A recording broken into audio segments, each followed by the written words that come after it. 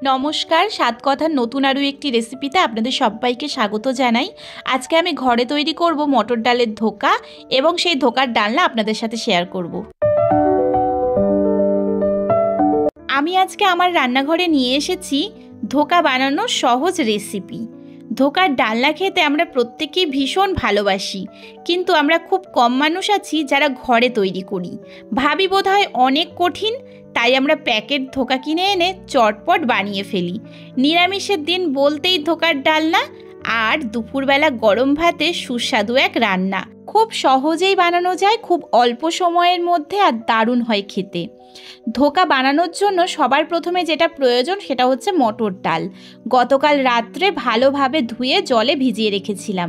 সকালে উঠে ভালোভাবে আরও বেশ কয়েকবার ধুয়ে ঝুড়িতে জলটা ঝরিয়ে নিয়েছি।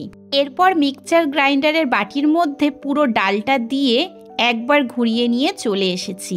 এবারে প্রথমেই দিয়ে দিচ্ছি আদা বাটা, কাঁচা লঙ্কা বাটা, জিরের গুঁড়ো, ধনের গুঁড়ো, হলুদ গুঁড়ো, স্বাদ মতো লবণ, পরিমাণ মতো অল্প একটু চিনি দিলাম। এইবার এই বাটাটাকে আরও একবার ঘুরিয়ে নিয়ে আসি চলুন। এবারে আমি একটা ছড়ানো টাইপের পাত্র নিয়েছি, তার মধ্যে আমি 4 চামচের হাফ চামচ পরিমাণ সাদা তেল দিলাম, দিয়ে ভালোভাবে হাত দিয়ে চারিপাশে তেলটাকে মাখিয়ে নিয়েছি। এরপরে বেটে রাখা ডালটা আমি ওই পাত্রের মধ্যে ঢেলে নিচ্ছি। আমি সমস্ত মশলা দিয়ে আরও একবার বেটে নিয়েছি, তার কারণ আমাকে মশলাগুলো হাত দিয়ে আর মাখাতে হলো না। আর এইভাবে মশলা মাখানোর একটাই সুবিধা, চারিদিকে মশলা খুব সুন্দরভাবে মিশে যায়। তো চলুন, সমস্ত ডালটা আমি পাত্রে ঢেলে নেওয়ার পর হাত দিয়ে ভালোভাবে চারিদিকটা সমান করে ডালটাকে বসিয়ে নিলাম, যাতে কোনো দিকে উঁচু বা নিচু না থাকে। তারপর আমি গ্যাসের উপর একটা কড়াই বসিয়ে তাতে বেশ কিছুটা জল দিয়েছি আর মধ্যিখানে একটা প্লেট বসিয়েছি। কিছুক্ষণ পর জলটা কিন্তু ফুটে উঠেছিল, আর তারপর আমি বসিয়ে দিলাম এই ডালের পাত্রটা। খুব সাবধানে একদম মাঝখানে ডালের পাত্রটাকে বসিয়ে দিলাম। এই সময় হাতে ছ্যাঁকা লাগার ভয় থাকে, তাই কাজটা খুব সাবধানেই করতে হবে। এরপর গ্যাসটাকে মিডিয়ামে করে 20 মিনিটের জন্য ঢাকা দিয়ে আমি রেখেছিলাম দমে।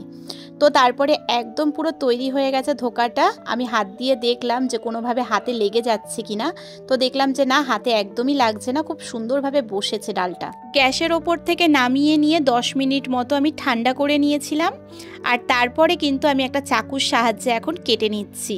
প্রথমে ভেবেছিলাম বরফি আকারে কাটবো, কিন্তু কাটতে গিয়ে বরফি আকারে আর কাটা হলো না, কেটে ফেললাম চৌকো আকারে। আর তোমাদের দেখাই যে কি সুন্দরভাবে উঠে আসছে থালা থেকে ধোকাগুলো। খুব সুন্দর শক্তপোক্ত হয়েছে ধোকাগুলো, এমন না যে তেলে দিলেই ভেঙে যাবে, দারুণ সুন্দর হয়েছে।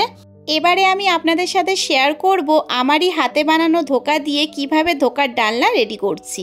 তো চলুন দেখে নিন। প্রথমে গ্যাসে কড়াই বসিয়ে নিয়ে তাতে পরিমাণ মতো তেল গরম করে নিয়েছি। এরপর গ্যাসটাকে কমিয়ে রেখে আমি একটা একটা করে ধোকা গরম তেলের ওপর ছেড়ে দিচ্ছি।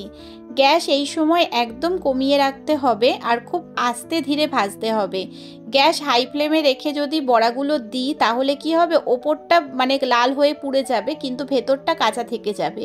সেই জন্য একটু সময় নিয়ে আস্তে ধীরে গ্যাস কমিয়ে আমি ধোকাগুলোকে ভেজে নিয়েছি, যাতে ভেতর পর্যন্ত খুব ভালোভাবে ভাজা হয়।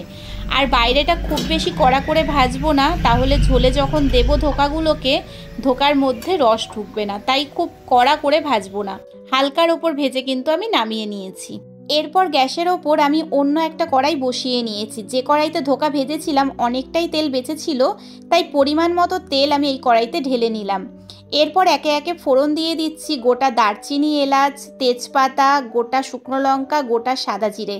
ফোড়ন দেওয়ার পর ফোড়নটাকে একটু লাল করে নিয়ে বেটে নেওয়া টমেটোটা দিয়ে দিলাম। আমি এই তরকারিতে 1.5 খানা মতো টমেটোর পেস্ট দিলাম।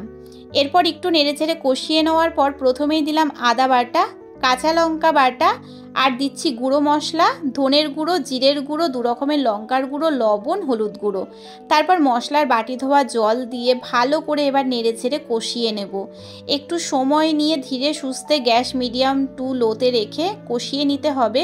কখনো ঢাকা দিয়ে কখনো ঢাকা খুলে গ্যাস বাড়িয়ে গ্যাস কমিয়ে নিজের মতো করে আর কি সময় নিয়ে ভালো মতো কষিয়ে নিতে হবে। আমার পুরো এই মশলাটা কষাতে সময় লেগেছে 10 থেকে 12 মিনিট মতো। তো এই রকম সময় নিয়ে কষালে কি হবে, তরকারিটা খেতে বেশি টেস্টফুল হবে। আর দেখো মশলার গায়ে কি সুন্দর তেল ছেড়ে এসেছে, মশলা একদম পুরোপুরি কষানো রেডি। তো এখন আমি দিয়ে দিচ্ছি গরম জল, আগে থেকেই করে রেখেছিলাম, সবসময় রান্নায় গরম জলটাই ব্যবহার করি আমি। তো ভালো করে নেড়ে চেড়ে নিয়ে আমি দিয়ে দিলাম ঢাকা দিয়ে 2 মিনিট মতো ফুটিয়ে নিয়ে এবারে আমি দিয়ে দিচ্ছি ধোকাগুলোকে। খুব আস্তে ধীরে দিচ্ছি, ভেঙে যাবে না, ভেঙে যাওয়ার মতো কোনো ব্যাপার নেই, তারপরেও আমি আস্তে আস্তে দিচ্ছি।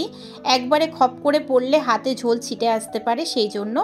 তারপর আবার 3 মিনিট মতো গ্যাস মিডিয়াম টু লোতে রেখে চাপা দিয়ে দিয়েছিলাম।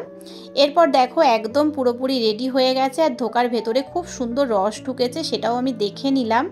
নেড়ে চেড়ে নিয়ে এবারে প্রথমেই দিয়ে দিচ্ছি একটুখানি ঘি আর দিয়ে দিচ্ছি একটু গরম মশলার গুঁড়ো। যেহেতু নিরামিষ রান্না, একটু ঘি গরম মশলা দিলে বেশি টেস্টফুল হয় খেতে। তো চলো একদম তৈরি ধোকার ডালনা। নিরামিষের দিনের দুপুরে গরম গরম ভাতের সাথে পাতে যদি পড়ে এই রকম একটা তরকারি, বাড়ির সবাই তো এত খুশি হয়ে যাবে। গরম গরম মটর ডালের ধোকার ডালনা কার না ভালো লাগবে। অবশ্যই বাড়িতে একবার হলেও বানিয়ে বাড়ির প্রত্যেককে খাওয়ান, প্রত্যেকে খুশি হয়ে যাবে। একবার খেলে আপনাকে বারবার বানাতে বলবে, সত্যি বলছি। এবং অবশ্যই জানাবেন আজকে আমার বানানো এই মটর ডালের ধোকার ডালনার রেসিপিটা কেমন লাগলো। যদি ভালো লেগে থাকে অবশ্যই লাইক করবেন, কমেন্ট করবেন, পারলে একটা শেয়ার করবেন। আর নতুন হয়ে থাকলে চ্যানেলটা সাবস্ক্রাইব করে পাশে থাকবেন। টাটা।